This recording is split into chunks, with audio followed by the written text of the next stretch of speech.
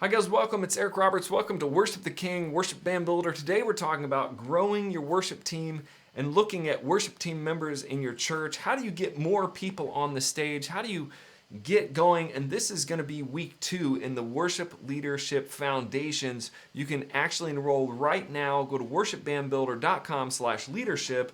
And right now I'm just going to give you an overview of what we're talking about in week 2. And it's really about building your team, band setups, and rotating teams, either the people model or the whole team model. So first of all, I want to talk about this. This is what a happy or a sad band member looks like. A possible team member is right here, and you have the possible team member right there.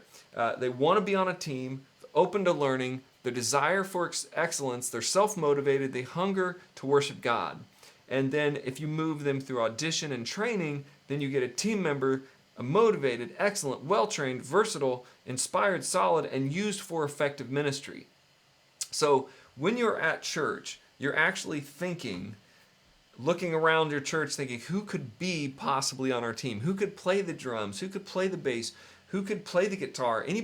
Has anybody had any interest in playing music or doing anything with the church? Or is somebody hanging around the band a lot, not saying much, but they're just kind of hanging around, kind of looking at equipment, things like that? Look at that. That's a person that is a possible team member, somebody who wants to be on a team, somebody open to learning, somebody who desires excellence, somebody who could be, you can see that they're self-motivated and that they have this hunger to worship God or this interest in worship. That's how it always happens. It doesn't always happen that you're just all of a sudden you come out and some guy shows up, he pulls up his gear, opens up his pedal board, pulls out 3 or 4 guitars and says, I'm here to play, plays all the songs right. That doesn't really happen at church unless you're at a big church and you've got a lot of people and all of a sudden you find this one guy who maybe has been experienced. But in general, especially in small, medium churches, you're going to have to train people the culture of your church, the culture of worship, how to worship,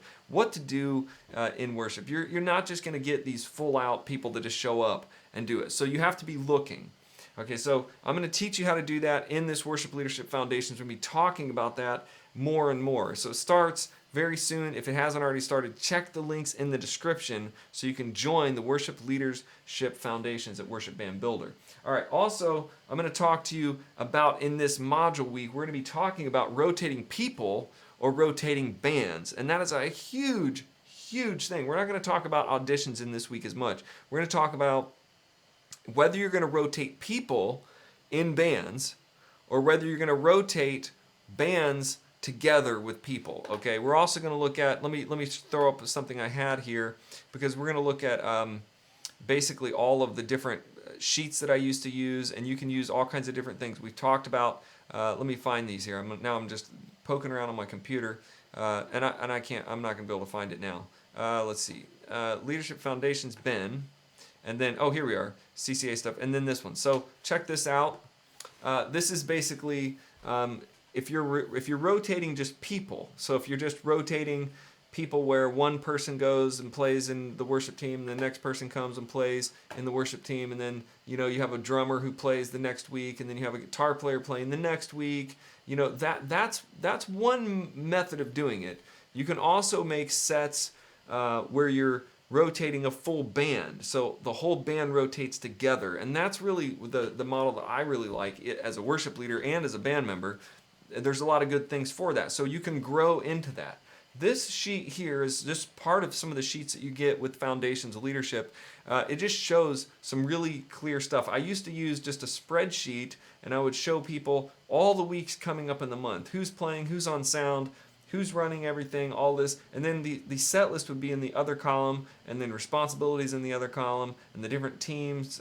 Just a whole visual of what's coming for the whole band and the whole team. So this can change, so it doesn't have to be the exact thing, but you can see that if you were doing this in a month or in a few months in a rotation, you could show people like, this is the next 2 months of what's going to probably be happening.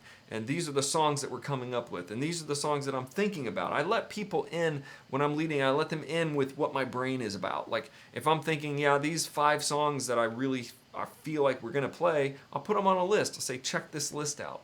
And I used this kind of a spreadsheet in that era to kind of show what was going up. Responsibilities of the tech team were even on there, times, just different stuff. Every time I changed something, I would just change it, update it, and just kind of roll through. I like to have stuff in writing. I like to be specific, and people that are following you like that too. They can look at that and go, okay, I see what's kind of happening. I see where I'm going to be plugged in. I see how it's going to happen. I see what songs my worship leader is kind of thinking about. I'm going to listen to those and see what I think. Maybe you could even tell them, hey, I really like song 3. I really don't like that 4th song. Or you could say, hey, I'm the drummer, but I'm going to have a hard time playing that drum beat, man. That is a tough song. So maybe you give him that feeling like, hey, dude, let's maybe wait for that song till next quarter because that's got a really hard syncopated drum beat and I'm not comfortable. So you see, you could actually be a part of your worship leader's mind process if he's giving you this sort of stuff. So if you're the worship leader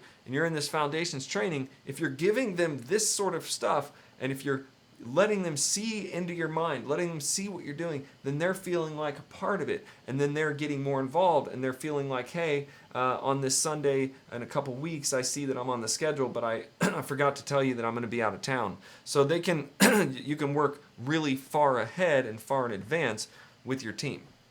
So that's also showing you just a little bit of, are you rotating people together as a people group?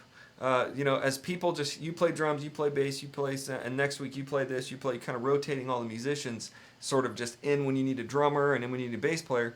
Or are you rotating full bands where we have a model and we're going to talk about it in depth and show you how to set it up and train for it and move forward into it where all, say you have 3 bands, they rotate together. So they're always playing together and they're rotating, like this band plays the first Sunday of the month, this band plays the next Sunday, and then you can say, hey, team so-and-so, can you play this Sunday? They all know.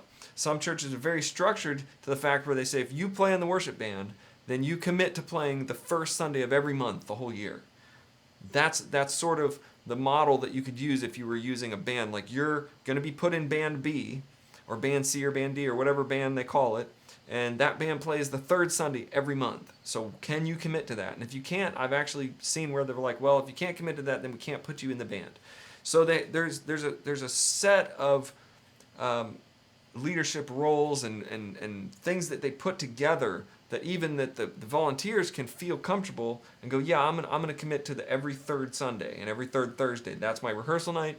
Every third, I'm gonna put everything else aside. I really believe that worship band ministry is important. If you don't really tell people, look, this is a commitment you're making up front, then you just got a bunch of willy-nilly stuff happening, and you are the worship leader. You're going to be the one that suffers when you don't have a drummer, or when you're scrambling at the last minute to find a bass player, or when you're just up there sometimes by yourself because everybody's not available.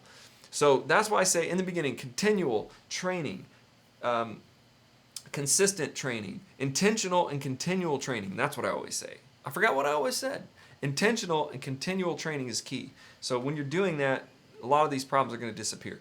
Join me in worshipbandbuilder.com/leadership. It's foundations for worship leadership, and it's for small church, medium church, big church. Anybody who says, look, I got to get better. I want to get better. And last video, I talked about the God envision circle, how we keep envisioning and growing and building and changing and envisioning. You got to be in that circle. You're never going to get out of that circle, guys. If you're leading a team of people, it's always going to be moving, and you are the leader who God is going to give the vision for the team to. That is important to know as a worship leader. So that's why I'm inviting you to click the link in the description, go right down there to worshipbandbuilder.com/leadership, and you will see that you can join Leadership Foundations. I will see you on the next video after I stop the tape. Stop the tape!